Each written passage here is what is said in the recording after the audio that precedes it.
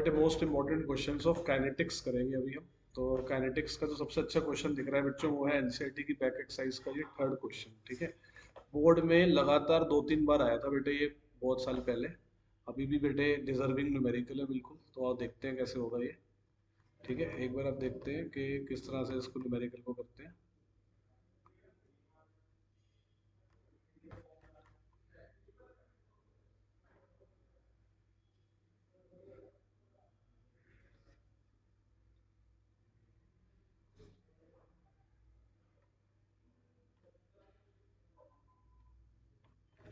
हाँ जी बेटा, NCERT questions of kinetics. तो एनसीईआरटी क्वेश्चंस ऑफ काइनेटिक्स में जो क्वेश्चन नंबर अभी हमने देखा बेटे वो था क्वेश्चन नंबर बैक एक्सरसाइज का 3। ठीक है, अच्छा क्वेश्चन है काफी, एक बार देख लेते हैं।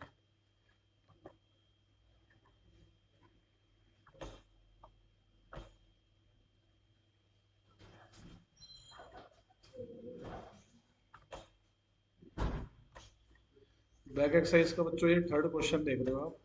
ठीक है, और बोला इसके अंदर क्या है, आपको आपको ना बोला ये है कि अगर अमोनिया का डिकम्पोजिशन हो रहा है, जैसे वो एक जीरो ऑर्डर रिएक्शन है, तो बताओ rate of production of N2 और H2 क्या होगा। तो इस क्वेश्चन के अंदर ना हमें रिएक्शन भी नहीं दे रखा, तो पहले तो ना आप इसका रिएक्शन बनाओ कि अमोनिया जब ब्रेक होता है तो वो कैसे ब्रेक होता है बेटा, N2+3H2।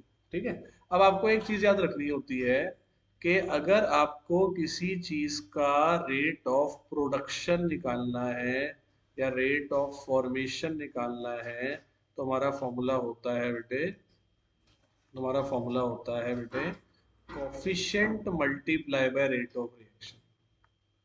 Coefficient multiply by rate of reaction. तो कोफिशिएंट जैसे अब rate of production of N2 निकालनी है, जैसे आपको मान लो, तो rate of production of N2 अगर आपको निकालनी है, तो rate of production of N2 के केस में कोफिशिएंट तो कोई है नहीं, तो 1 इंटू रेट ऑफ रिएक्शन करेंगे, लेकिन रेट ऑफ रिएक्शन गिवन भी तो होना चाहिए ना। इस क्वेश्चन में हमें रेट ऑफ रिएक्शन गिवन ही नहीं था। तो बहुत आसान है, इन्होंने क्या बोला बेटे, रिएक्शन का ऑर्डर क्या है, जीरो। तो जीरो ऑर्डर का मतलब हो जाएगा बेटा कि rate is equal to K, rate of reaction equal to K. क्योंकि अगर जीरो ऑर्डर है तो दैट मीन्स यहाँ पर अमोनिया की पावर क्या आएगी बेटा, अमोनिया की पावर क्या आएगी यहाँ पे, जीरो आएगी। तो rate of reaction equal to K हो गया, और के की वैल्यू कितनी है बेटा, के की वैल्यू ये रही 2.5 इंटू 10⁻⁻⁴। तो यानी कि इतना ही होगा क्या, rate of production of N2। और क्योंकि H2 का कोफिशिएंट क्या है, 3, तो उसको 3 से क्या कर देना, मल्टीप्लाई कर देना। ठीक है, तो ये था हमारी एनसीईआरटी की बैक एक्सरसाइज का क्वेश्चन नंबर 3। ठीक है, अब देखते हैं जरा आगे। अब हम चलते हैं एक और क्वेश्चन के ऊपर। एनसीईआरटी की बैक एक्सरसाइज का जो बेस्ट क्वेश्चन मेरे को दिख रहा है बेटा यहाँ पर, वो है क्वेश्चन नंबर 5वां। ये पूरा थ्योरेटिकल क्वेश्चन है, इसमें सिर्फ मेंशन करने के लिए बोला है फैक्टर्स को। तो 3 फैक्टर बच्चों आप याद रख लो, वो 3 फैक्टर जो है, वो पहला फैक्टर जो है वो कौन सा है बेटा, एक आप याद रखोगे इसमें कौन सा, कॉन्सेंट्रेशन। कॉन्सेंट्रेशन बढ़ाने पर क्या होता है, रेट ऑफ रिएक्शन जो है वो बढ़ता है। ठीक है ना, कॉन्सेंट्रेशन बढ़ाओगे तो रेट ऑफ रिएक्शन बढ़ेगा, पहला। दूसरा बेटे होता है टेम्परेचर, टेम्परेचर बढ़ाओगे तो भी रेट ऑफ रिएक्शन बढ़ेगा। तीसरा होता है एडिशन ऑफ कैटलिस्ट, और एडिशन ऑफ कैटलिस्ट से भी रेट ऑफ रिएक्शन बढ़ता है। तो तीन ये मेन मेन एनसीईआरटी में तीन है, और बुक्स में 5 भी होते हैं, लेकिन तीन बहुत है ये वाले।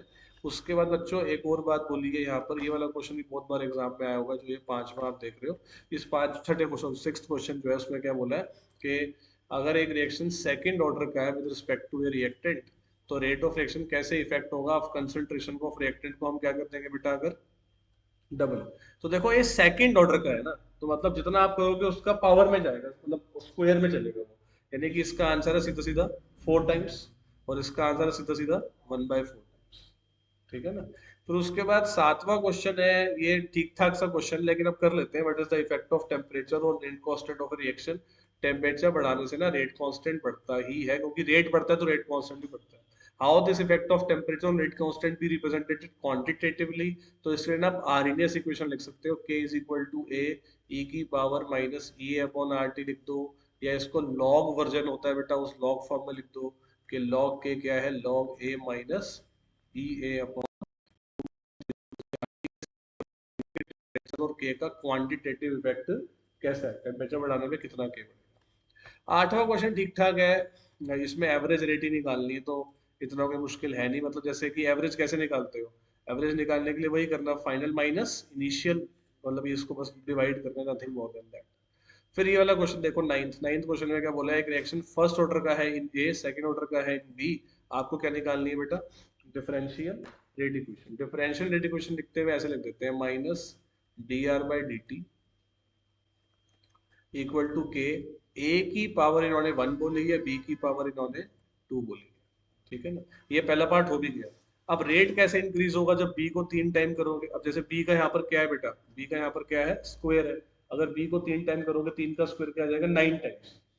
और अगले वाले में क्या बोला है, अगर हम दोनों ए और बी को डबल कर दें, ए को डबल करोगे और बी को भी डबल करोगे तो इसका तो 2 होगा, और इसका क्या हो जाएगा, 2 का स्क्वायर, यानी कि 8 टाइम्स, यानी कि यहाँ पर आंसर क्या आएगा बेटा, 8 टाइम्स। फिर उसके बाद देखो बेटे, क्वेश्चन नंबर आ रहा है हमारे पास, नहीं नहीं, 2 का इस वाले का स्क्वायर नहीं करना ना, मतलब जैसे, चलो मैं कर देता हूँ यहाँ पर, rate equal to K, A की वैल्यू 2 है और बी की वैल्यू 2, तो ये 4 इंटू 2 8 टाइम्स हो गया ना। फिर उसके बाद देखो बेटा, क्वेश्चन नंबर 10th है। क्वेश्चन नंबर 10th जो होता है ना, ये टेबुलर होते हैं, पहले 11th करना फिर 10th करना, मैं आपको ज्यादा समझ में आएगा। तो 11th क्वेश्चन को करने के लिए आपको क्या प्लान करना होता है, कि जैसे देखो इसमें ना, ये ऐसे टेबुलर क्वेश्चन में ना एक की वैल्यू सेम होती है और उसी टाइम पे दूसरे की डिफरेंट होती है। तो आपको क्या करना है, दूसरा और तीसरा एक्सपेरिमेंट डिवाइड कर देना है। क्वेश्चन ने बोला क्या है, क्वेश्चन ने बोला है कि आप क्या निकालो, रेट लॉ निकालो, मतलब ये रिएक्शन है और रेट लॉ निकालो।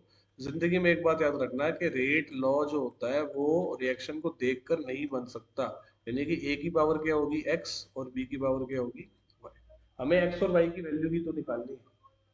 तो इन दोनों को डिवाइड अगर कर दूं, तो मैं क्या बोलूंगा कि रेट की जगह पर ये आ जाएगा, देखो मैं इसको काट देता हूँ, देखो इसको काट के ना 1/4 आएगा, जो आप देखोगे ना, तो 1/4 आएगा, क्योंकि 7 4 का 28 होता है, तो ये 1/4 आएगा, और ये तो कट ही गया।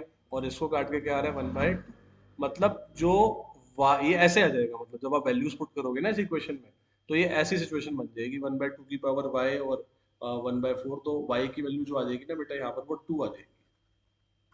देखो ना, 1/2 की पावर वाई और 1/4 है, तो 2 आएगी ना। सिमिलरली अगर आप देखते हो एक्सपेरिमेंट नंबर कौन सा, ये वाला, फर्स्ट और फोर्थ, तो इसमें ए डिफरेंट है लेकिन बी क्या है, सेम। तो इसको भी काटने पर आप देखोगे ना, तो 1/4 ही आ रहा है, मतलब जो y है ना, वो हो जाएगा 1/4 की पावर x इक्वल टू 1/4, यानी कि जो x की वैल्यू है वो क्या आ जाएगी, 1 आ जाएगी। वो भी देखो, जब आप डिवाइड करोगे, ऐसे ही कुछ हद तक जो है ना, वो क्वेश्चन नंबर 10th है, उसमें थोड़ा सा ना क्या है कि दिक्कत क्या है कि वो जैसे देखो यही कट जाएगा, यही कट जाएगा अगर, तो मतलब अगर आप जो भी, जैसे अब देखो इसमें ये भी कट रहा है, यानी कि इसमें अगर मैं इसको मानूं कि rate equal to K, A की पावर 1 और बी की पावर, सॉरी, ए की पावर x और बी की पावर क्या मान लूं, y। तो इसमें ये a तो कट गया है, तो जो y की वैल्यू आ रही है ना, वो 0 आ रही है। 0 कैसे आ रही है, क्योंकि देखो y क्या होगा, 3, 3 से 1 को तो ये कट जाएगा, तो 3 आएगा ना, मतलब ये आएगा 3 की पावर y इक्वल टू 1, तो y की वैल्यू क्या आ जाएगी, 0। तो y की 0 आ गई, तो दूसरे की आप ऐसे ही निकाल लोगे, कोई भी केस लेके, ठीक है। अच्छा, 11 ज्यादा अच्छा है, 10th में ना ऐसे थोड़ा कॉम्प्लिकेटेड बन जाता है, 12th भी ऑलमोस्ट ऐसा आराम से आपसे हो जाएगा। 13वें क्वेश्चन में क्या निकालनी है बेटा, 13वें क्वेश्चन में आपको क्या निकालनी है, हाफ लाइफ। ऑर्डर कौन सा है बेटा, फर्स्ट। तो आप सिंपल फॉर्मूला लगाओ इसके अंदर, कि टी हाफ की वैल्यू क्या होती है, 0.693/k। ये तो बहुत ही ज्यादा आसान है, इतना आसान नहीं होता। ये वाला 14th क्वेश्चन देखो, ये भी बड़ा अच्छा है। 14th क्वेश्चन के अंदर इन्होंने बोला है कि हाफ लाइफ अगेन इसमें दे रखी है बेटा, हाफ लाइफ कितनी दे रखी है, 5730 ईयर्स, यानी कि 5730 ईयर्स।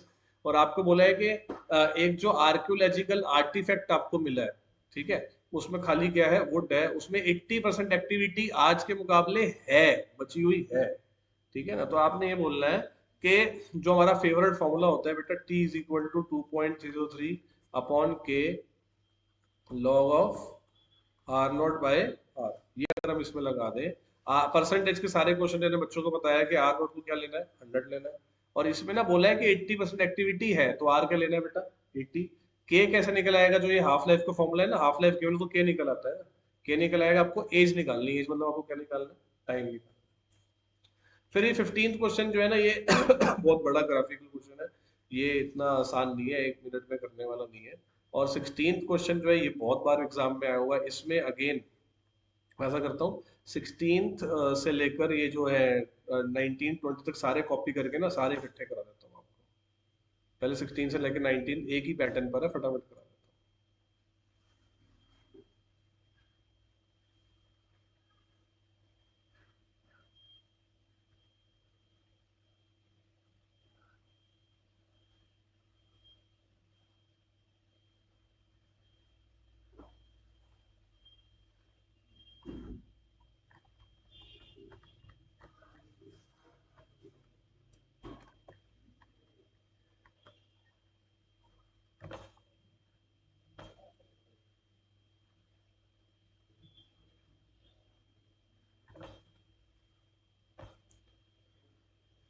ठीक है, और देखते हैं जरा, सबसे पहले 16th क्वेश्चन को देखते हैं बेटा, बैक एक्सरसाइज के 16th क्वेश्चन के अंदर बच्चों हमें ये बोला है कि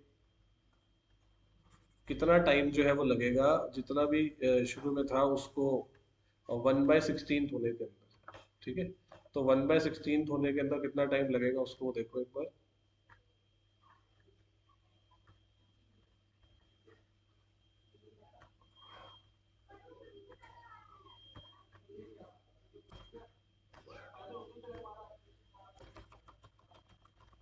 ठीक है, और देखते हैं, तो फॉर्मूला अगेन यही लगाना, T is equal to 2.303 upon K log of initial के केस में आप आर नोट ही ले लो, और बचा कितना, जितना शुरू में था उसका 1/16।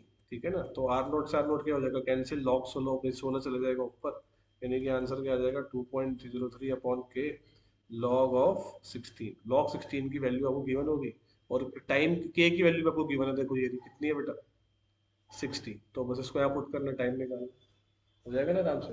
क्वेश्चन ने बोला था कितना टाइम लगेगा जितना भी शुरू में था उसका 1/16 होने के। फिर अब ये वाला क्वेश्चन है बेटे बड़ा अच्छा सा, ये देख लो, इसमें ना एंटी लॉग का यूज होगा। क्वेश्चन के अंदर क्या बोला हुआ है कि एक ना न्यू बॉर्न बेबी पैदा हुआ, न्यू बॉर्न बेबी जो पैदा हुआ, उसने उसकी जो बोन्स थी ना, उसकी बोन्स में ना ये वाला स्ट्रॉन्शियम आ गया था, 90 वाला स्ट्रॉन्शियम, मतलब वो रेडियो एक्टिव वाला स्ट्रॉन्शियम आ गया था उसके अंदर। तो जब वो पैदा हुआ था ना, तो उसकी बोन में रेडियो एक्टिव जो स्ट्रॉन्शियम था, 90 स्ट्रॉन्शियम, वो 1 माइक्रोग्राम था। जब वो 10 साल का बच्चा हो जाएगा तो उसकी बॉडी में कितना माइक्रोग्राम स्ट्रॉन्शियम बचेगा। तो इस न्यूमेरिकल में क्या बोलना है कि आपको ये बोला है कि टाइम फॉर्मूला तो हमेशा देखो रेडियो एक्टिव वाले सारे में यही लगता है, फर्स्ट ऑर्डर का काइनेटिक्स ही लगता है। टाइम की वैल्यू को पुट करना 28.1 ईयर्स, सॉरी ये तो हाफ लाइफ है, तो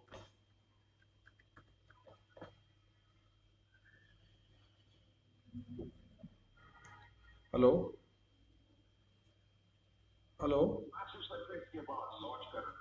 हाँ जी, तो अब इसमें बेटे क्या है कि टाइम की जो वैल्यू है ना वो पुट करोगे 10 साल, ठीक है ना, और जो के की वैल्यू है वो हो जाएगी हाफ लाइफ, यानी कि 0.693 into 28.1 log of R naught की वैल्यू को 1 माइक्रोग्राम, और आर कितना बचेगा वो हमें निकालना। तो इसके लिए ना थोड़ा एंटी लॉग करना पड़ेगा, वो कैलकुलेशन जो है वो आपको आनी चाहिए। ऐसे ही अगले पार्ट पे इसमें क्या पुट कर देंगे हम, यहाँ पर 60 ईयर्स पुट कर देंगे।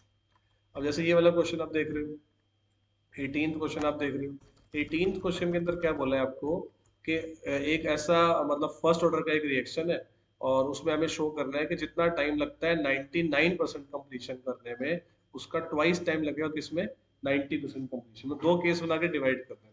99% कंप्लीशन का मतलब होता है जितना शुरू में था, बचा कितना उसका 1 बचा, मतलब शुरू में 100 मान लो, और बचा कितना 1। अब लॉग 100 के लिए तो 2 होती है, मेरे को 5 मिनट लगेंगे।